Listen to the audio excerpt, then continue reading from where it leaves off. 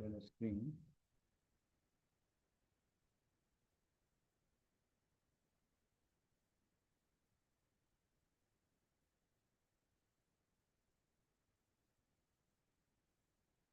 Okay.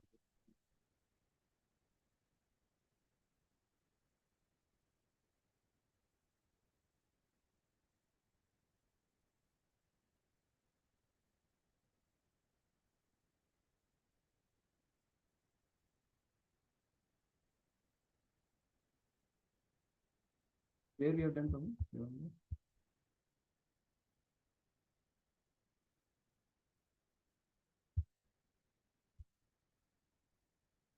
This we have done. Earlier something else we have done.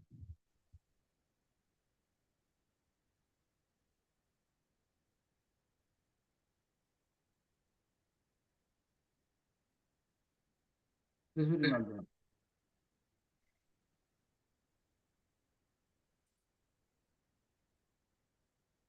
This we did. Yeah, we did this one, Prabhuji.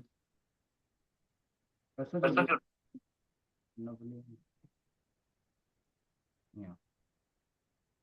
You did this, right? This one?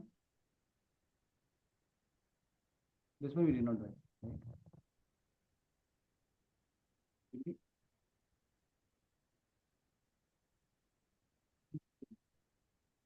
No, this we did. Enjoy the transient bliss of hearing and chanting. We told that our real enjoyment is in hearing and chanting. We did the Uddhava paragraph. We did that. Yes. Yeah, after this, we one more paragraph is done. No? Correct. Yeah.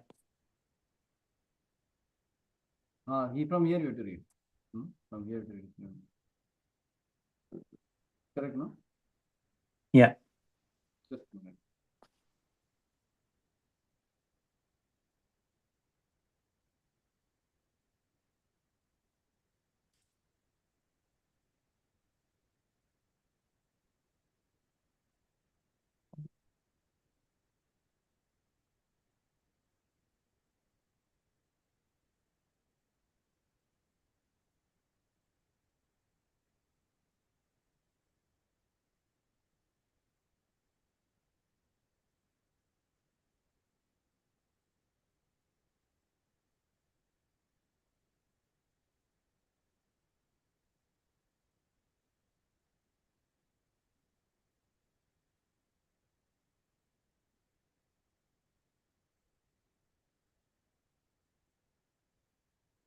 Can you start reading? Similarly, there is a statement in the Padma Purana describing the ritualistic function during the month of Kartika, October to November. During this month in Vrindavan, it is the regulative principle to pray daily to Lord Krishna in his Damodar form. The Damodar form refers to Krishna in his childhood when he was tied up with a rope by his mother Yashoda. Dhamma means ropes and Udara means the abdomen. So Mother Yashoda, being very disturbed by the naughty Krishna, bound him round the abdomen with a rope, and thus Krishna is named Damodara. During the month of Kartika, Damodara is prayed to as follows.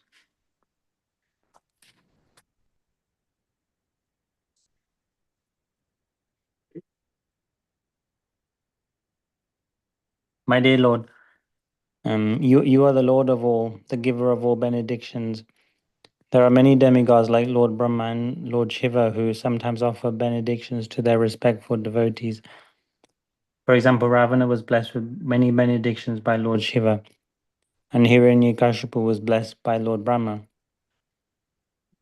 But even Lord Shiva and Lord Brahma depend upon the benedictions of Lord Krishna, and therefore Krishna is addressed as the Lord of all benefactors. As such, Lord Krishna can offer his devotees anything they want, but still the devotees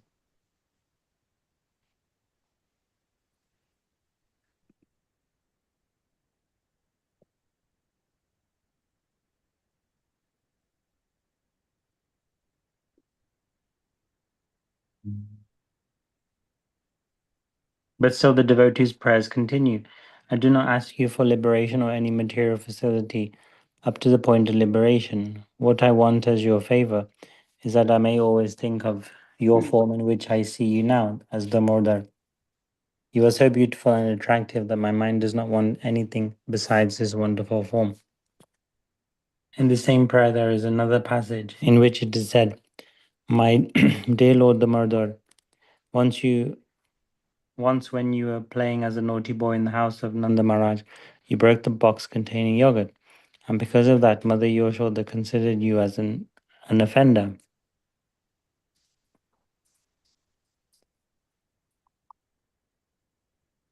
and tied you with rope to the household grinding mortar.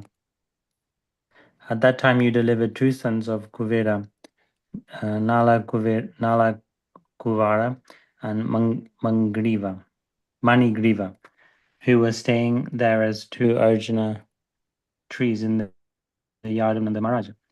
My only request is that by your merciful pastimes, you will similarly deliver me. The story behind this verse is that the two sons of Kuvera, the treasurer of the demigods, were puffed up on account of the opulence of their father, and so once on a heavenly planet, they were enjoying themselves in a lake with some naked damsels of heaven. At that time, the great saint Narada Muni was passing on the road and was sorry to see the behavior of the sons of Kuvera. Seeing Narada passing by, the damsels of heaven covered their body with cloth. But the sons, being drunkards, did not have this decency. Narada became angry with their behavior and cursed them thus: You have no sense, so it is better if you become trees instead of the sons of Kuvera. Upon hearing this, the boys came to their senses and begged Narada to be pardoned.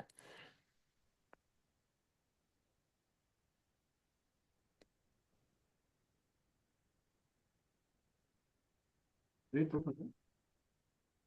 For their offences. Narada then said, Yes, you shall become trees, Arjuna trees, and you shall stand in the courtyard of Nanda Maharaj.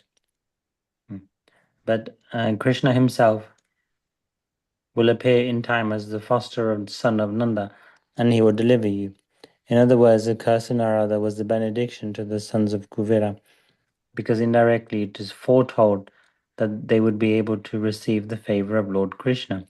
After that, Kuvera's two sons stood up as two big Arjuna trees in the courtyard of Nanda Maharaj until Lord Damodar, in order to fulfill the desire of Narada, dragged the grinding mortar to which he was tied and stuck the two trees violently and struck the two trees violently, causing them to fall down.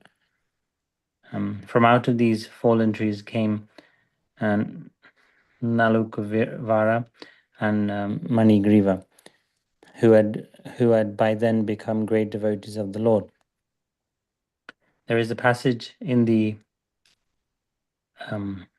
Hayashirsa Panchatattva which states, My dear Lord, O Supreme Personality of Godhead, I do not want any resultant benediction. So now you should give some reflection. It's a beautiful pastime. Actually, one of the things you see, many times now we all have struggle to accept Krishna as a person sometimes. In the sense that Krishna, sometimes we just go on with some concept. Krishna is a concept only. But actually, eventually, we have to understand Krishna is not just a concept, he's a person. Like, for example, Virat, if you call your parents or anyone in the home, so what do you think usually when you talk, what do you ask any normal person? What does he ask? What do you think? How are you? Are you well? Did you eat? Correct. And there is one thing. What else you ask? What else you want to know? How is the health? That is one thing, common thing, because they are concerned about their well-being. Correct, no? That is one thing. What else? I asked him about their bhakti. Some relative, anything. Relative, only what you ask.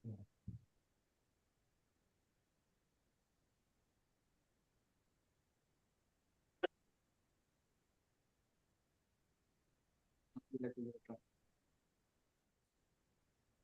What we asked is,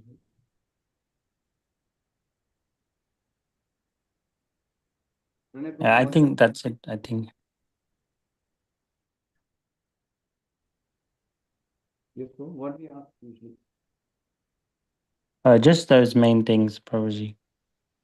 No, in my opinion, we ask some more things also. Like we ask what is happening, how your study is going on, what other activities, what you're doing. Correct? We want to know. Oh, as in you're asking what they ask me. No, what they may ask you or you may ask them, both. Oh, I see. Yes, they asked me like, what did I eat? How are my studies? How's everything? Who did I meet? Correct. Where did Where am I going? Stuff like that. correct. Like that.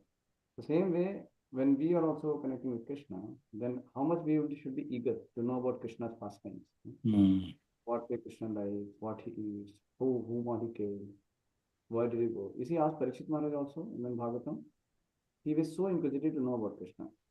Like Sukadeva Goswami told that Krishna, that Brahma Lila happened. Sorry, that Aghasur was killed. And after Aghasur, and then he says about um, uh,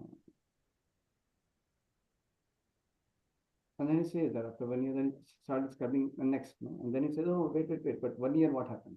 Immediately he started asking, what Krishna did that?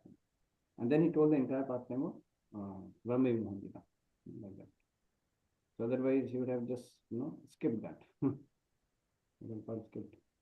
You can see how Parikshit was also alert to know about so many, I don't know, aspects of Krishna's life. Like he was inquisitive to know about Krishna's Dwarka, what he was doing, Mathura, birth and activities of Krishna. They were very inquisitive to know so many details.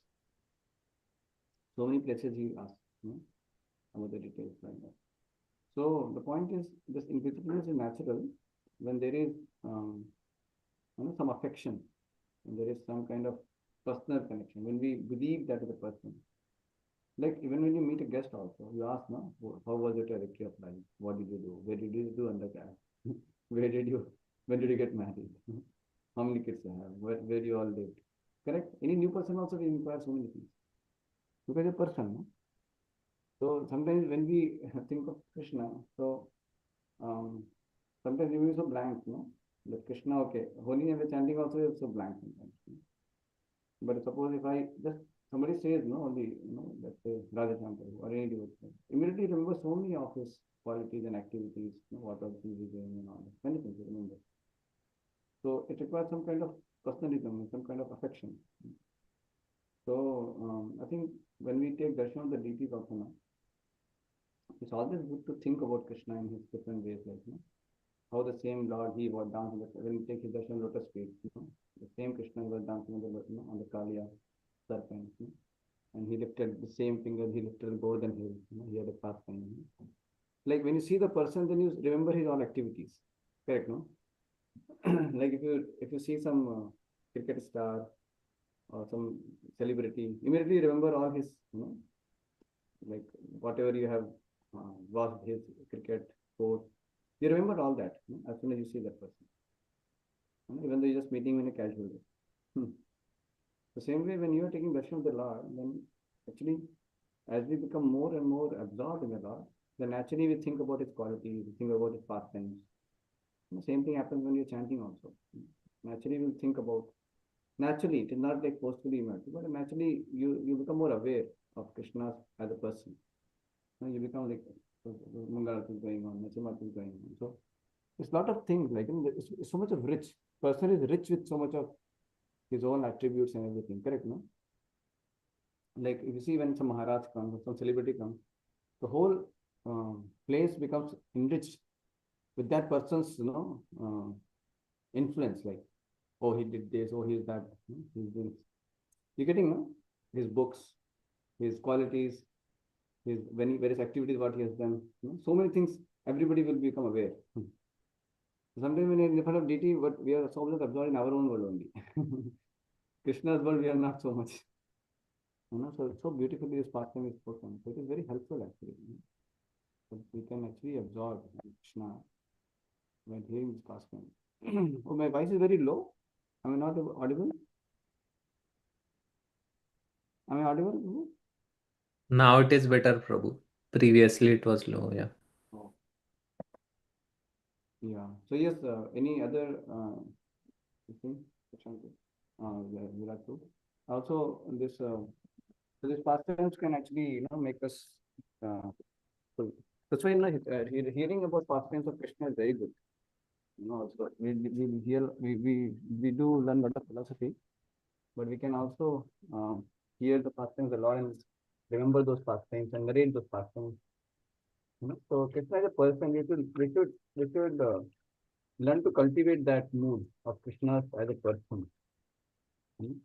The philosophy is good to eventually bring the remembrance of the Lord, so that our philosophy is like it removes all our doubts about it. Like we understand Krishna's personality and Krishna's nature and our how we are stricken. So it is to bring us from all the distractions, but then the focus should be on Krishna. Like we are, some gratification will bring to misery. So it is to avoid you, to avoid, to not to stop you, not go for all that. Correct. No? But then there has to be positive remembrance of the Lord, positive thinking. One mana bhagavad, remembering the Supreme Lord, praying to the Supreme Lord, so thinking about Him. This is all become more active in our life. And as you approach Krishna as a person, Krishna also will deal with you. He will also reciprocate with you more. So anyway, uh, just keep that mind in mind and keep doing our devotional duty. Gradually, by Krishna's grace, we'll be able to get that more and more. But I'm just sharing is something that I'm to work on my life. So, so sometimes we may just go on mechanical. You know that Krishna is not an object. It is a person. Like deities are not some dolls, not some kind of inert. But actually, person is standing. So that is reciprocal. And hear your prayers and hear your glories. When you're seeing the person, you think about the person, right? So, so like that. Yes. Any point from this? What we read till now? Virat Prabhu, Prashant Prabhu, Pranay Prabhu, anybody else? Anyone?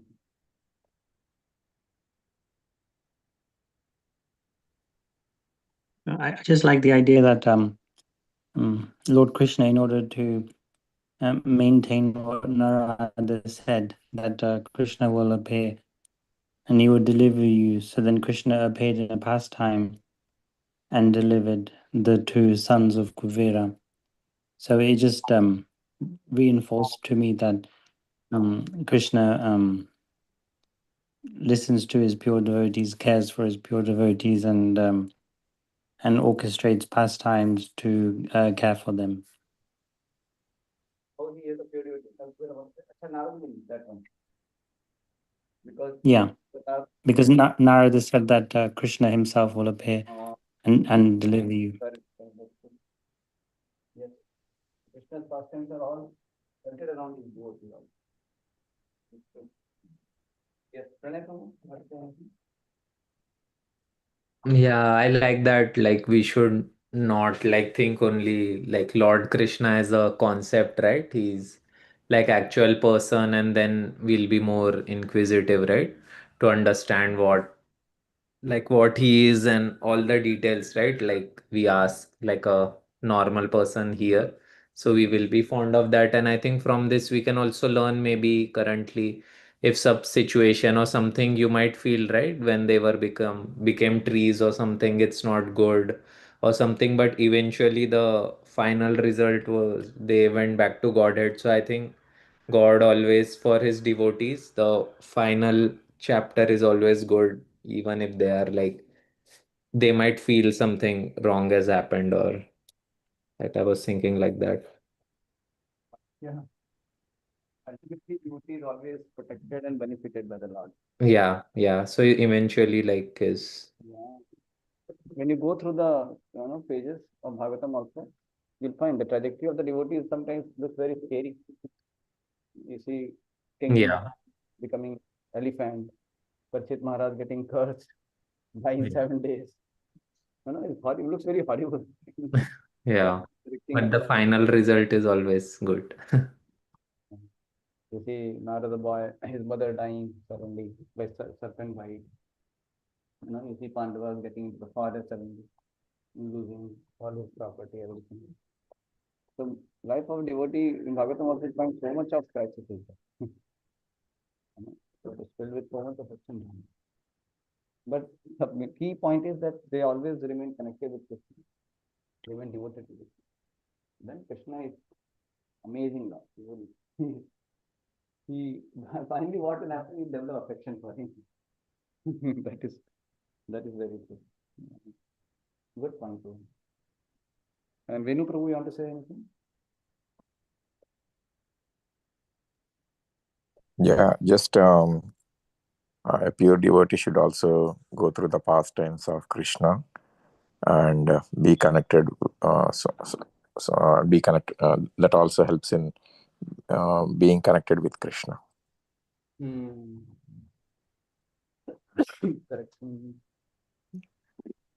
Correct. And who else is there? Prashant, you want to say anything?